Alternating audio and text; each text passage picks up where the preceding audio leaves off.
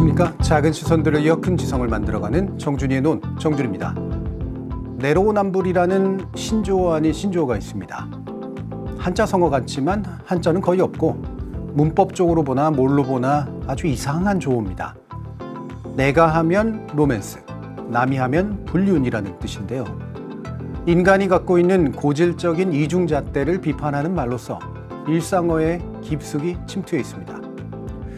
정치적으로 보자면 주로 문재인 정부의 정책을 비판할 때 쓰거나 민주화 세대의 위선을 지적하는 데 즐겨 사용됩니다만 그것을 제외하고도 어디에나 언제나 쓰일 수 있어서 비록 대단히 어색하고 불쾌하기까지 한 표현이기는 해도 여기저기 널리 쓰이는 데에는 그럴 만한 이유가 있을 겁니다. 자, 그런데 이런 언어 습관을 제가 가만히 지켜보다 보면 매우 흥미로운 패턴을 발견하게 되는데요. 내로남불의 대명사라고 할 수밖에 없는 인간들이 가장 자주, 가장 강하게 그 표현을 사용한다는 겁니다. 본래의 정상적 표현이랄 수 있는 이중잣대나 이중 논리의 수준을 넘어서서 자기 모순의 심각함을 품고 있는 경우를 보고 있노라면 도둑이 매를 든다는 뜻의 적반하장을 넘어서 가당치도 않은 말을 억지로 쓴다는 견광부회, 그리고 낯가죽이 두꺼워 부끄러움을 모르는 후한무치라는 고래의 한자 성어로서 답해주고 싶어지곤 하죠. 오늘 정준이의 논은 그런 후한무치에 관한 겁니다. 정준이의 논 128번째 이야기 지금 시작합니다.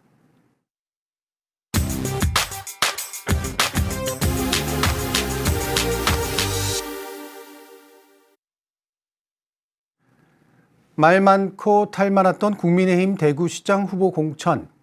지난 4월 26일 추경호 의원으로 후보가 결정되면서 국민의힘은 자신의 아성인 대구를 지킬 수 있을지 관심이 쏠립니다. 그런데 그것과는 별 관련 없어 보이는 일에 별안간 관심이 쏟아지고 있죠. 같은 날 밤 뉴스데스크에서 앵커가 했던 마무리 발언입니다. 12.3 비상계엄 당시 온 국민이 초조한 마음으로 국회 계엄 해제 의결을 기다리던 그때 추경호 당시 국민의힘 원내대표가 보여준 모습은 계엄만큼이나 충격적이었습니다. 그 급박했던 시간, 의원총회 장소를 3차례나 바꾸며 혼란을 일으킨 끝에 국민의힘 의원 다수가 계엄 해제 투표에 불참한 그날 밤은 지금도 많은 국민이 생생히 기억하고 있습니다.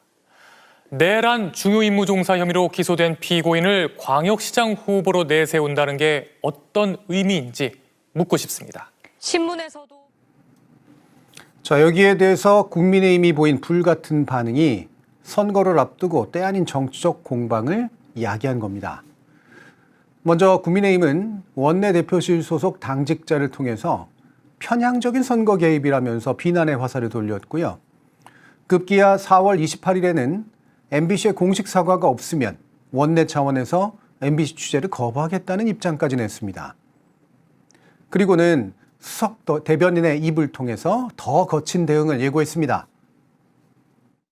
뉴스 마무리라는 형식을 빌려 국민의힘 후보를 사실상 낙선운동에 가까운 독설을 내뱉은 것은 공영방송의 전파를 정파적으로 오용한 선거 개입성 방송입니다.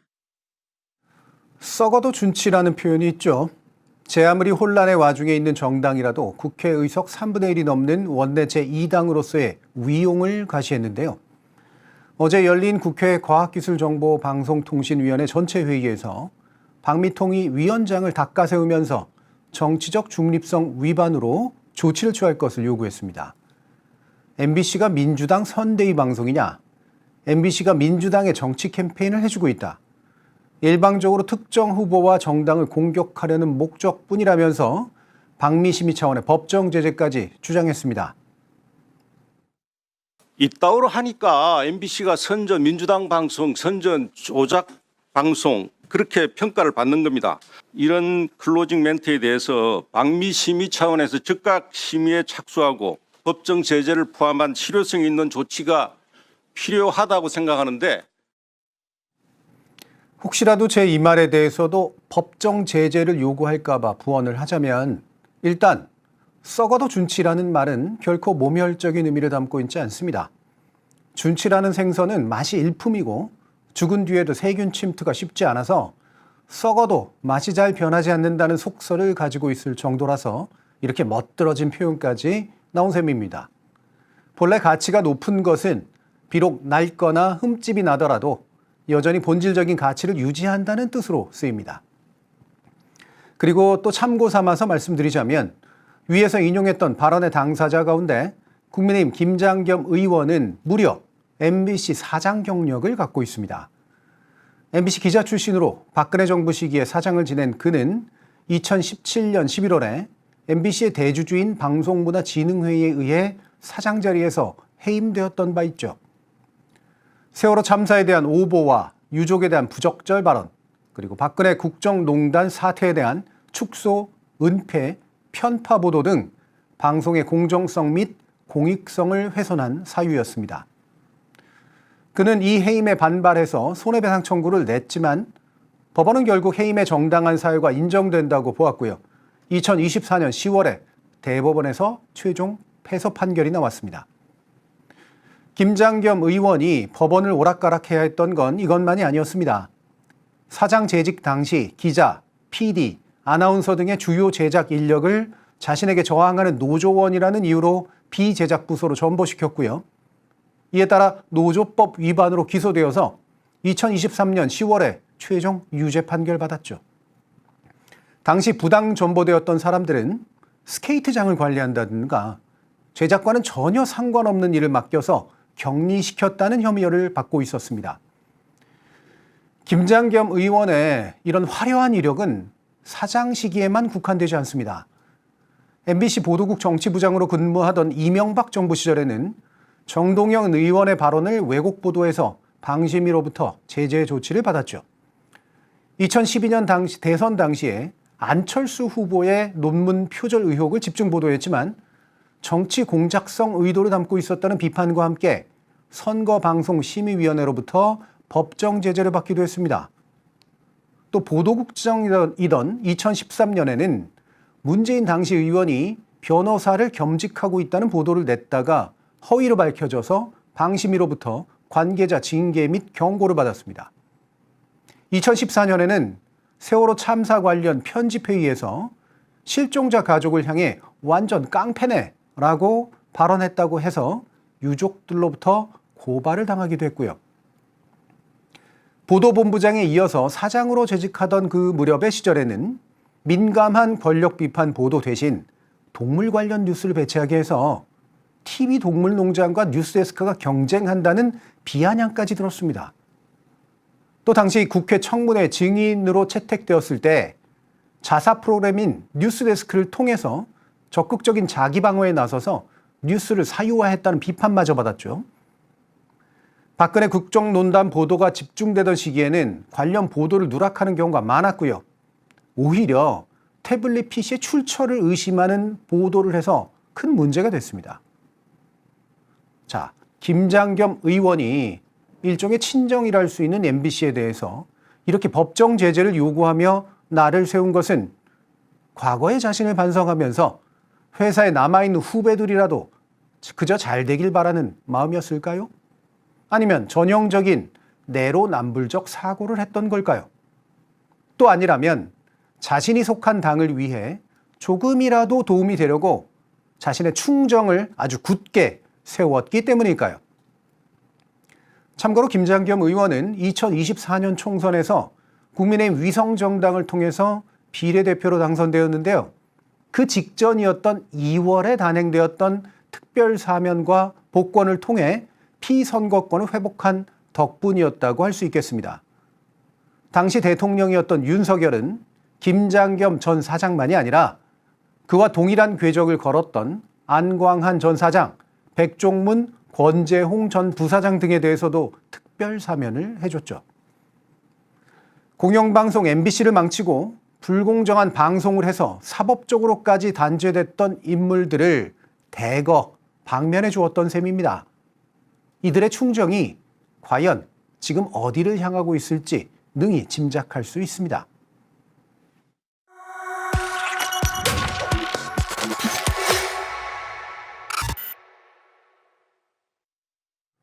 이런 그들이 감히 공영방송의 편파성과 선거 개입을 이야기하니까 저도 관련 전공자로서 감히 한번 말씀드려보죠. 첫째, 당신들이 닦아세운 방송통신미디어위원회는 방송사나 언론사가 보도한 내용을 문제 삼는 기관이 아닙니다. 방송사가 허가 및 승인의 조건을 제대로 이행하고 있는지를 감독할 수는 있습니다. 그러나 그건 역시 몇 년마다 구성되는 별도의 심사위원회를 통해 수행될 수 있을 뿐이고요.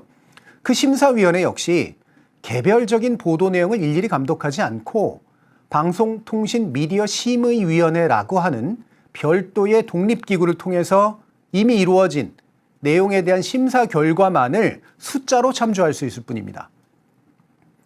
방송통신미디어위원회가 방송사의 개별 보도에 대해서 감나라 배나라 하는 것은 방송법 위반입니다.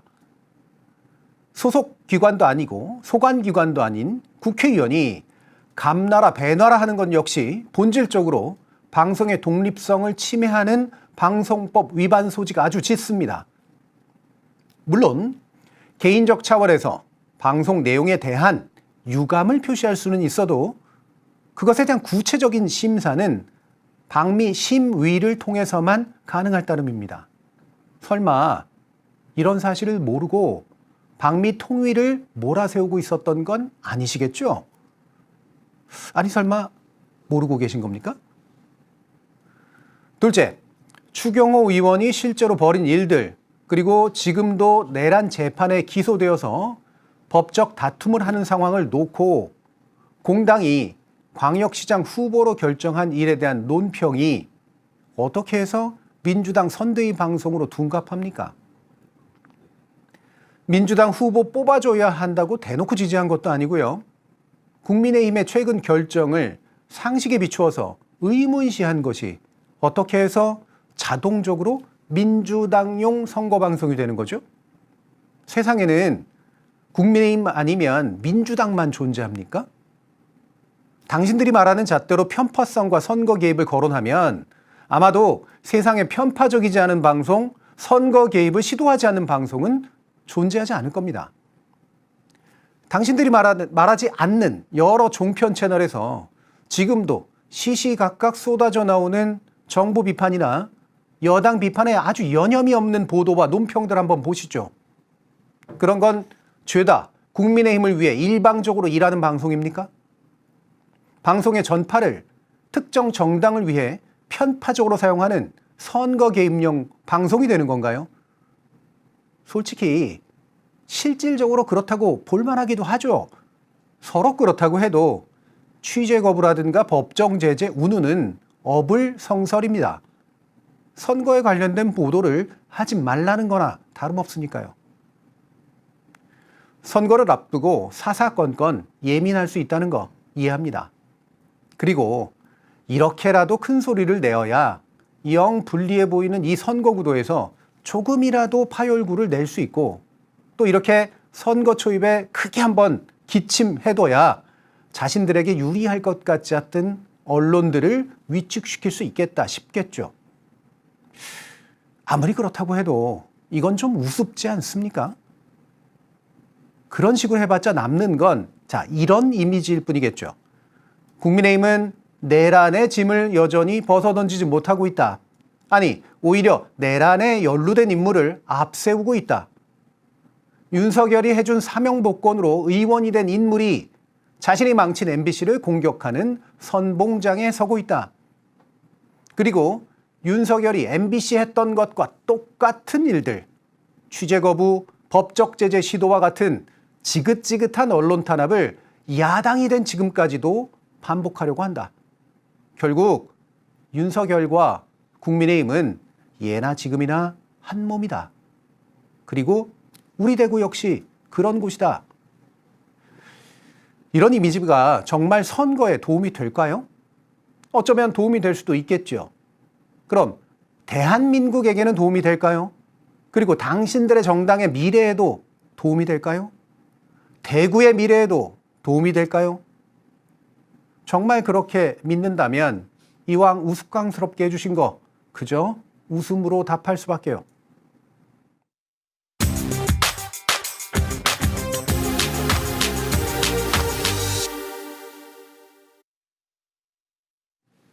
국민의힘이 스스로 불을 놓고 키우고 있으니 그냥 말이 나선 김에 대구시장 후보로 공천된 추경호 의원에 대해서도 좀 구체적으로 이야기해야겠네요. 추경호 의원은 윤석열 정부에서 소위 잘 나가던 인사였죠. 2022년에 집권한 윤석열 정부의 첫 경제부총리 겸 기획재정부 장관으로 임명되어서 약 1년 7개월간 재직했습니다. 그는 고물가 상황에서 정부가 가격을 강제로 내릴 수 없다면서 인위적인 물가 통제에는 선을 그었는데요. 이후에는 라면 업계 등에 밀 가격 하락에 맞춰서 가격을 내렸으면 좋겠다고 압박하는 등 경제 수장으로서는 실격이랄 수밖에 없는 아주 혼재된 메시지를 냈던 바 있습니다. 또 그러더니 2022년 6월 경총 관계자들을 만나서 과도한 임금 인상을 자제해달라고 요청해 노동계의 거센 비판을 받았습니다. 물가는 무조건 시장에 맡기면서 그 또한 엄연히 시장의 일부이기도 한 임금만 통제하려고 한다는 이중잣대 논란을 자초하는 행보였습니다. 또 2023년 국세 수입이 당초 예산 대비 약 59조 원 부족한 사상 최대 규모의 결손이 발생했습니다. 이른바 세수 펑크라고 부르던 현상이었죠. 당시 시민단체와 야당은 이를 낙관적 경기 전망에 따른 실책이자 근본적으로는 부자 감세의 결과라고 규정했죠. 실제로 그는 법인세, 종합부동산세 인하 등을 추진했던 윤석열 정부의 부자 감세 실질적 설계자이기도 했습니다. 장관직을 마친 그는 국민의힘 원내대표로 아주 화려하게 복귀했습니다. 여당의 특성상 그리고 애초에 국민의힘이라는 정당의 기본 특성상 그의 당선도 윤석열의 배후 지지가 없었다면 불가능했겠죠.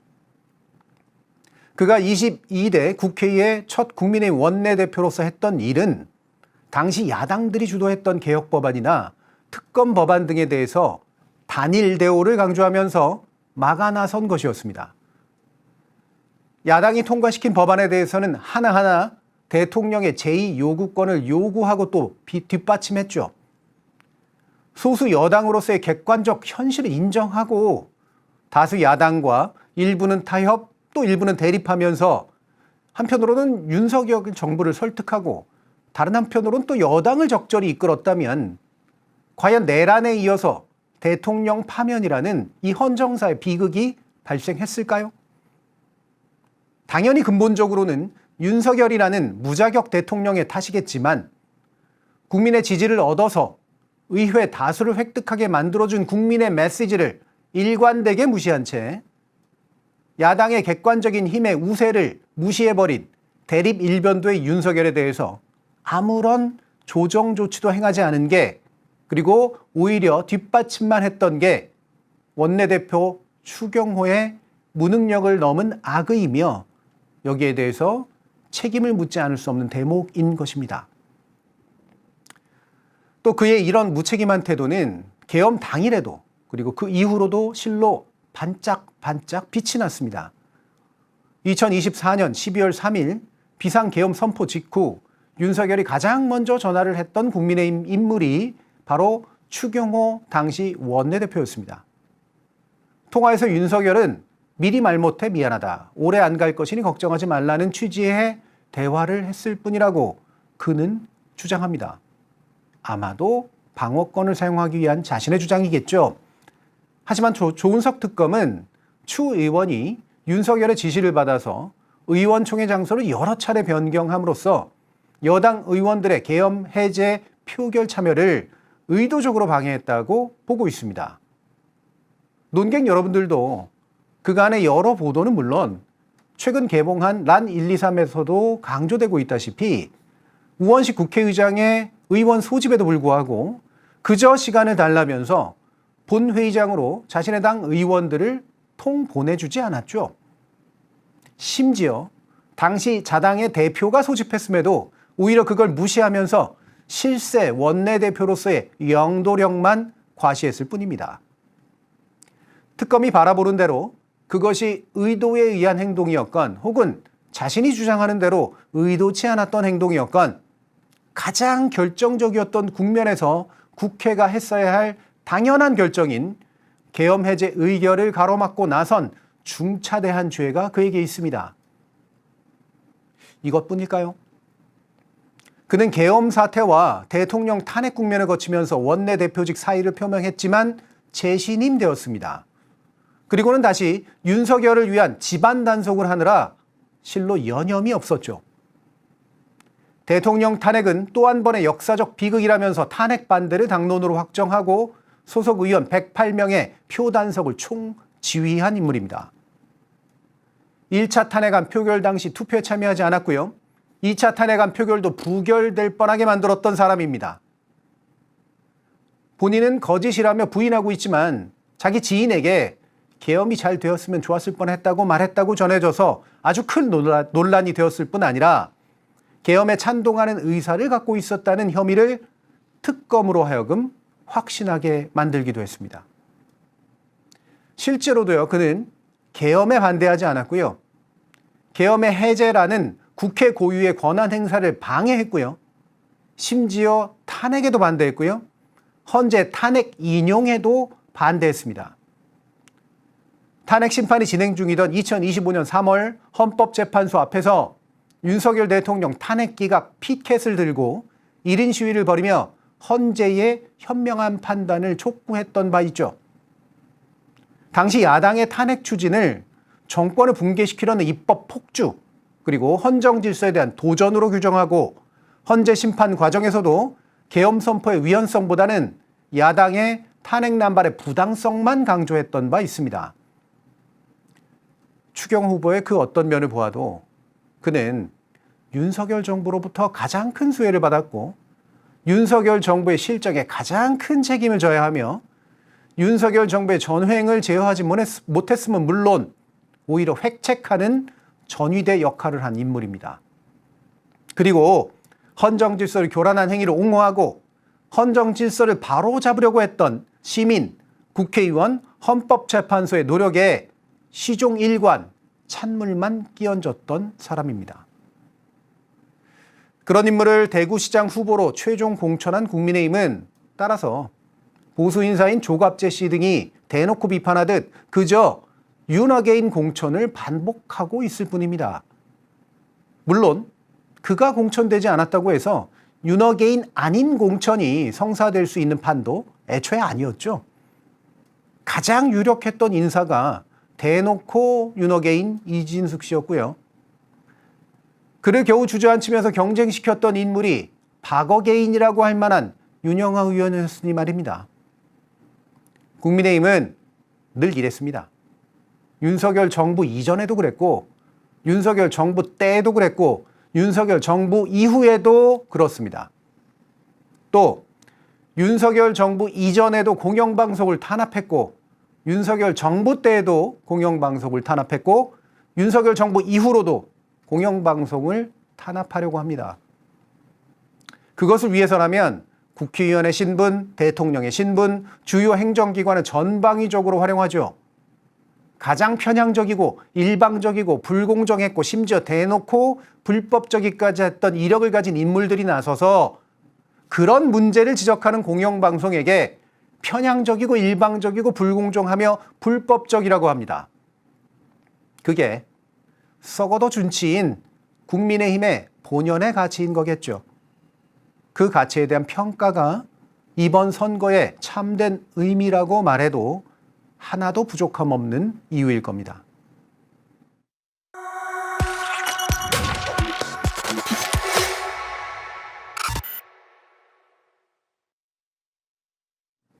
자, 김영우님께서 대구의 명예회복 기회라는 말씀 주셨고요. 강소리님도 대구 시민들 깨어납시다라는 의견 주셨고요. 고양이 날다님이 모두 걱정하고 응원하면서 대구를 모두 비난하지는 않았으면 좋겠다는 말씀도 주셨습니다. 그리고 한구루님께서 키세스 응원복만 시민인 줄 아십니까? 국힘은 가려진 곳에 시민들의 눈을 닫을 수 있다고 생각하십니까? 지금은 박정희 전두환, 이명박, 박근혜 때의 국민이 아닙니다라는 말씀 주셨고요.